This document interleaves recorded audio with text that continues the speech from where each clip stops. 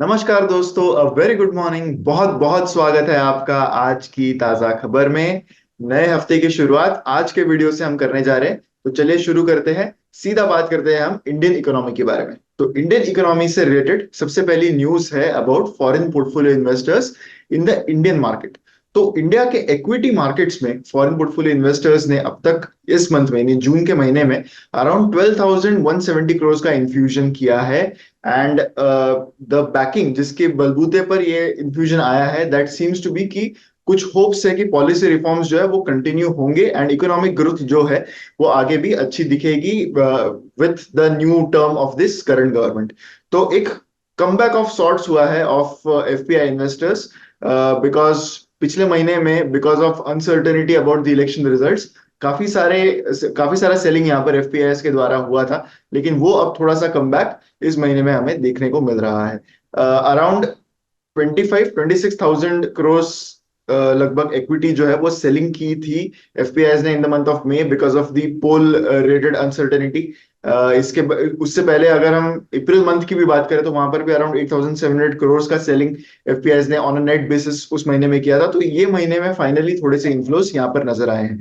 तो ये latest development के बाद टोटल आउटफ्लोस इस साल के लिए अभी भी जो 2024 कैलेंडर ईयर है उसके लिए एफपीआई आउटफ्लो बेसिस पर ही दिख रहे हैं। यानी उन्होंने नेट बेसिस पर ये पूरे साल में अब तक सेलिंग ही की है, लेकिन वो आउटफ्लो की फिगर जो है वो थोड़ी सी कम हो गई है टू अराउंड 11,194 करोड़ अब तक till June 21 data.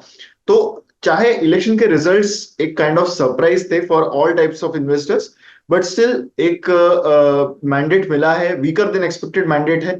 But still markets have celebrated the fact कि एक स्टेबल गवर्नमेंट अभी भी फॉर्म हुई है एंड गवर्नमेंट कंटिन्यूटी है। That seems to be the reason why the market seems to be celebrating the fact कि जो election results है in spite of not being that good it is being good for the markets. तो overall business sentiment अभी भी ठीक ठाक नजर आ रही है। It remains quite good overall basis पर। एंड पॉलिसी कंटिन्यूटी जो चीज है that is adding a lot of confidence to the market. तो जो भी चीजें जो सेकेंड टर्म थी एनडीए गवर्नमेंट की, तो उसमें जो भी चीजें उन्होंने ज्यादा स्ट्रेस की थी तो वही आगे कंटिन्यू होंगी। That is the expectation that the market currently has.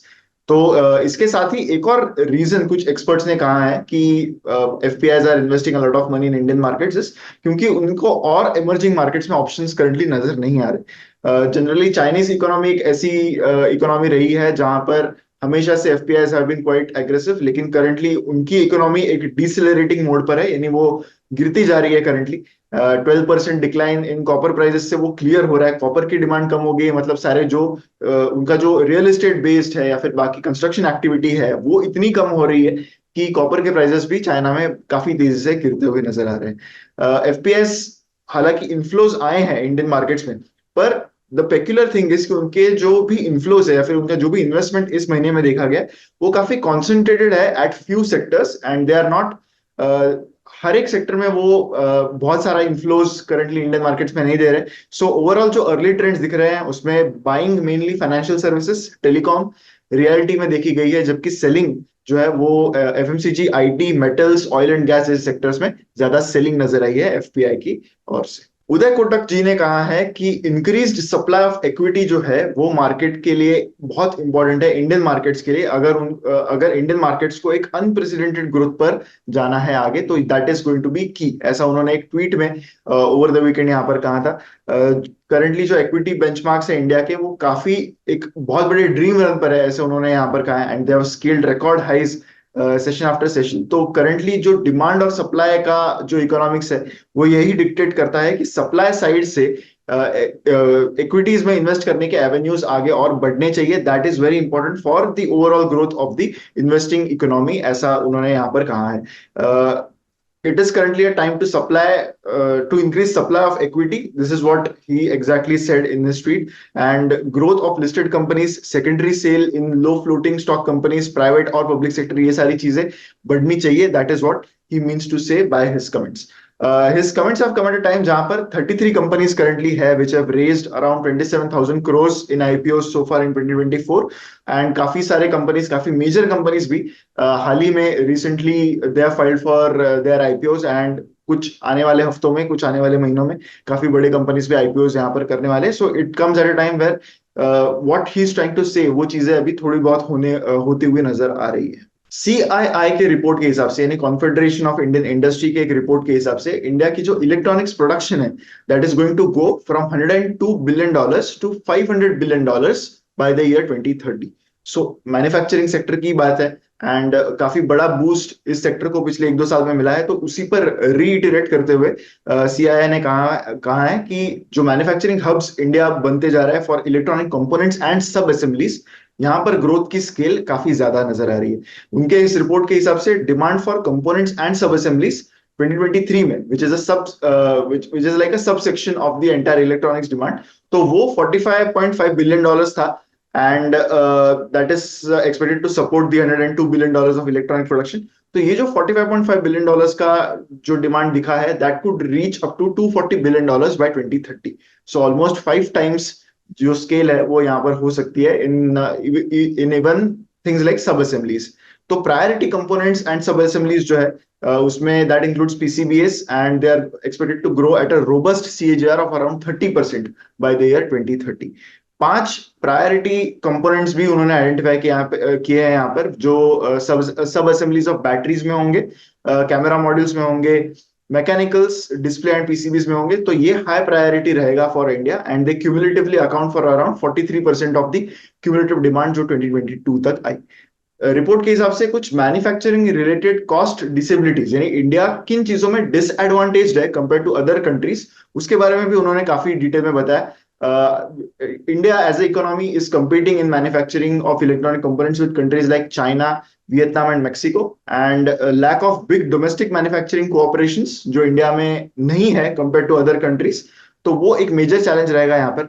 Lack of domestic design ecosystem of Indian companies and lack of raw material ecosystem as a challenge, ये उन्होंने बताया है। ये चीजें इंडिया के लिए मेजर चैलेंजेस रहेंगी।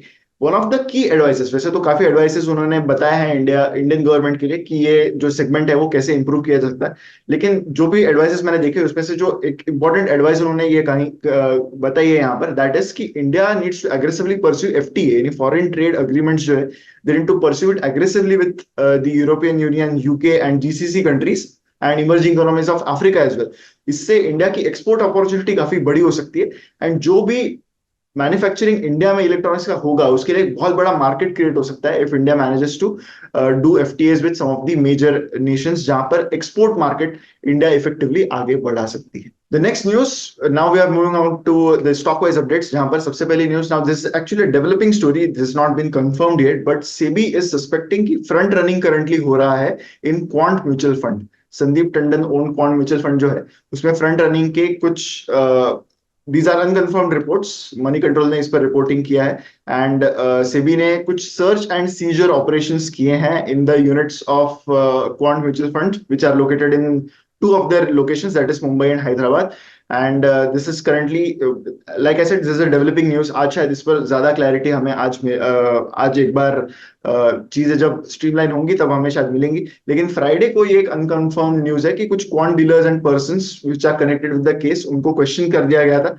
And will get to know more about this news later. Quant mutual fund is run by Sandeep Tandon, and इनको म्यूचुअल फंड का लाइसेंस 2017 में मिला। उसके बाद काफी बड़ी ग्रोथ इनके टोटल असेट्स अंडर मैनेजमेंट में हुई, because they obviously apply different type of strategy. काफी तेजी से इनका ईवीएम बढ़ा है। रिसेंटली अगर हम देखें तो सेबी जो है वो काफी एक बड़ा क्रैकडाउन कर रही है ऑन म्यूचुअल फंड्स, ताकि जो फ्रंट रनिंग है वो एलिमिनेट हो सके। If you guys remember, axis में ये मेन प्रॉब्लम आया था 2-3 साल पहले, तो उसके बाद now this is, it seems like this could be a problem for Quant mutual fund as well. Front running basically एक इलीगल प्रैक्टिस है जहां पर फंड मैनेजर्स जो है वो लार्ज ट्रेड्स, जब उनको पता होती है कि उनका म्यूचुअल फंड हाउस क्या बाय या सेल करने वाला है, तो उससे पहले वो खुद ही उस चीज को अपने अकाउंट में बाय कर लेते हैं, या फिर किसी और के अकाउंट में which they are actually in control of. तो इससे दे हैव एन इंफॉर्मेशन जिस पर उनका म्यूचुअल फंड एक्ट करने वाला है, and that is how they try to personally profit from this. तो सबसे पहले दिस वाज मेनली नोन 2-3 साल पहले जब एक्सिस के केस में ये ज्यादा फेमस हुआ था, but it seems that as per these unconfirmed report seems के क्वांट म्यूचुअल फंड में भी ये प्रॉब्लम यहाँ पर हो सकता है। But like I said, it is still very early to conclude ki whether it's a problem or not. Maybe we will get more clarity on this today. Bajaj Auto is looking to sustain domestic business, ऐसा उन्होंने अपने annual report में कहा है. And जो export के volumes गिर गए हैं इन 2024 फाइनेंशियल ईयर, तो वो भी आगे रिकवर होंगे, ऐसी उम्मीद उन्होंने जताई है इन दर एनुअल रिपोर्ट. तो जो उनको सस्टेन मेनली करना है, जो मोमेंटम उन्होंने डोमेस्टिक बिजनेस में बनाया है. ओवरऑल अगर हम देखें तो FY23 के मुकाबले FY24 बजाज ऑटो के लिए भी and overall auto industry and two wheeler industry के लिए काफी अच्छा रहा है. Elaborating on the focus areas, companies ने यही कहा कि उनका जो मोमेंटम करंटली नजर आ रहा है डोमेस्टिक बिजनेस में, उसी को वो कंटिन्यू करना चाहते हैं. उनकी प्लान्स है to expand capacities and capabilities in their new businesses, specially चितक electric vehicles, electric three wheelers and Triumph motorcycles. Last fiscal पर कमेंट करते हुए उन्होंने यही कहा कि एक्सपोर्ट्स का म्यूटेड होना ये एक मेजर उनके लिए ड्रॉबैक रहा for FY24. That is something that they want to improve on. And overall जो ओवरसीज मार्केट के चैलेंजेस है, फिर मैक्रो इकोनॉमिक चैलेंजेस है इन दी ओवरसीज मार्केट, वो मेजर रहे थे. सो मोर और less the company is mainly trying to say कि बहुत सारी चीजें उनके कंट्रोल में नहीं थी एंड दे आर होपिंग कि FY25 में ये सारी चीजें जो है वो उनके कंट्रोल में बेटर आ सके. ओला इलेक्ट्रिक की बात करते हैं. ओला इलेक्ट्रिक से माना जा रहा है कि they are facing a lot of investor push back on the IPO valuation. यानी जो करंट उनको जो फीडबैक मिल रहा है from the market, from the investors, कि कंपनी का वैल्यूएशन कैसा होना चाहिए, उस पर शायद कुछ चेंजेस कंपनी शायद आने वाले टाइम में कर सकता है. तो कंपनी ने DRHP फाइल किया with SEBI and it has been approved by SEBI as well. पर जो पोटेंशियल वैल्यूएशन माना जा रहा है कि ओला इलेक्ट्रिक लाएगा, जिस वैल्यूएशन पर कंपनी का IPO होगा, that is expected to be $7 billion. So that is somewhere around 55 to 60,000 crores. But जो इनिशियल फीडबैक आया है फ्रॉम इन्वेस्टर्स, तो उनके हिसाब से valuation should be around $5 billion. तो it's a major difference between the perception of the market, perception of the investors and जो company जिस वैल्यूएशन पर करंटली IPO लाना चाहता है. $5 billion के वैल्यूएशन पर हो सकता है कि ओला इलेक्ट्रिक के कुछ करंट इन्वेस्टर्स जो है वो शायद they will opt to not sell their shares in the IPO considering that valuation. And currently ये सारी negotiations जो है they are ongoing, backed by SoftBank Group and Tiger Global Management, जो काफी बड़े PE investors है. Ola Electric is looking to raise around 5,500 crores of money through the IPO. इस पैसे को रेज करके कंपनी का प्लान यही है कि वो अपना battery powered cars and EV sales का जो बिजनेस है वो एक्सपांड कर सके. भाविश अग्रवाल जो उनके फाउंडर है, उन्होंने कहा है कि वो वर्ल्ड का लार्जेस्ट इलेक्ट्रिक व्हीकल हब बनाना चाहते हैं in Ola Electric. But the company still at a nascent stage अगर हम कंपेयर करें to what their ambitions currently are. They are planning to use part of their proceeds to expand the manufacturing capacity of electric vehicle cell factory as well, जिसको वो currently पहुंचाना चाहते हैं from 5 gigawatt hours to 6.4 gigawatt hours. अगली news है about Prestige estates which is in the real estate sector. उनके board ने approve किया है रेजिंग 5,000 crores वाया QIP. ये बड़ी न्यूज इसलिए बिकॉज ये काफी बड़ा सम है एंड रियल एस्टेट करंटली जिस फेज में है, हम काफी सारे QIPs यहाँ पर करंटली देख रहे हैं. सो एज एन इन्वेस्टर हमें ये देखना बहुत जरूरी है कि कंपनी इस पैसे से एक काफी rational and reasonable capital allocation कर पाएगा या नहीं. बिकॉज अच्छे टाइम्स पर हमेशा companies go in the QIP route, जहां पर वो इजीली अच्छे से पैसा रेज कर सकते हैं. करंटली लिक्विडिटी कंसर्न्स मार्केट में है नहीं. सो ऐसे में जितना पैसा कंपनी रेज करना चाहे उतना लिक्विडिटी मार्केट में बन जाती है. उन्होंने 21 जून को अपने बोर्ड मीटिंग में अप्रूवल ले लिया है to raise up to 5,000 crores. It remains to be seen कि एग्जैक्टली वो कितने रेज करेंगे. Currently like I said, real estate developers currently are going through a good cycle right now. South India में उनका presence काफी significant है Prestige Estates का, and उनका प्लान यही है कि वो अपने एडिशनली दे हैव प्लान कि उनका जो एक हॉस्पिटैलिटी का सेगमेंट है, उससे वो असेट मोनेटाइजेशन करेंगे ताकि और भी कैश यहाँ पर रेज हो सके. कंपनी का शेयर प्राइस ऑलमोस्ट 20% जंप कर चुका है in the last 1 month and almost 69% in the last 6 months. So like I said काफी अच्छे फेज में चल रहा है. ऐसे में there is a lot of incentive to do QIPs at such high valuations and such after such high run-ups in their stocks. So हमें यहाँ पर देखना होगा कि कैसे ये cycle currently real estate companies इसको कैसे आगे ले जाते हैं. So that concludes our video today on आज की ताजा खबर. फाइनल सेक्शन पर हम जरूर बढ़ेंगे, that is the believe it or not section. तो एनवीडिया के बारे में सबको पता है कि कैसे सर्ज आया है उनके स्टॉक प्राइस में, कितना बड़ा उनका सर्ज रहा है। अगर हम नंबर्स में सिर्फ बात करें तो सिर्फ इस साल में यानी 2024 में कंपनी का stock price has jumped 167%। And we are not talking about a company that was small at the start of 2024, it was already a very big company. And वहां से भी वो 167% जंप कर चुकी है। पिछले 5 साल में the stock has surged by 3450%। तो ऐसे में there are some reports of a unique problem that a company like Nvidia is facing. तो कहा जा रहा है कि बहुत सारे एम्प्लॉयज है जिन्होंने एनवीडिया को लगभग पांच पांच या फिर उससे ज्यादा साल पहले ज्वाइन किया था।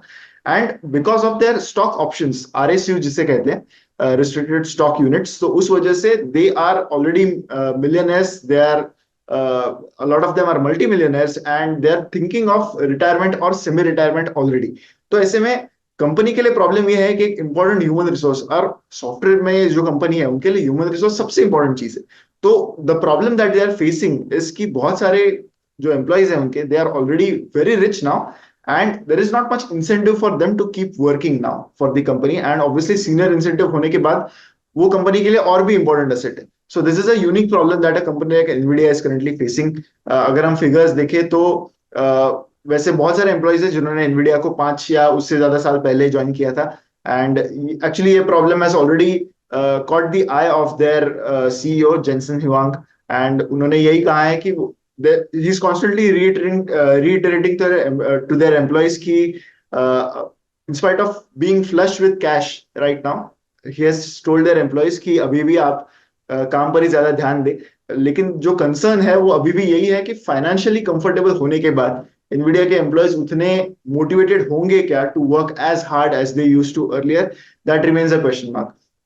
Still, a lot of these things are very unconfirmed, but ये कंसर्न करंटली लगा हुआ है कि एनवीडिया के employees, if a lot of their employees opt for retirement, तो उस केस में how the company is going to try and mitigate this problem for their future. So that remains a thing, but it's a quite unique problem कि company की success की वजह से a lot of employees might choose to retire. Currently fire जैसी terms India में तो काफी trend में है, हम कह सकते। So it seems that a lot of NVIDIA engineers are also considering it. So that is it for today's video. I hope आपको वीडियो अच्छा लगा होगा। अगर वीडियो अच्छा लगा है तो लाइक जरूर कीजिएगा एंड शेयर करिए इस वीडियो को विद मैक्सिमम पीपल। चैनल को सब्सक्राइब करना मत भूलिए अगर आपने अब तक सब्सक्राइब नहीं किया है तो। मिलेंगे हम अगले वीडियो में। Thank you so much.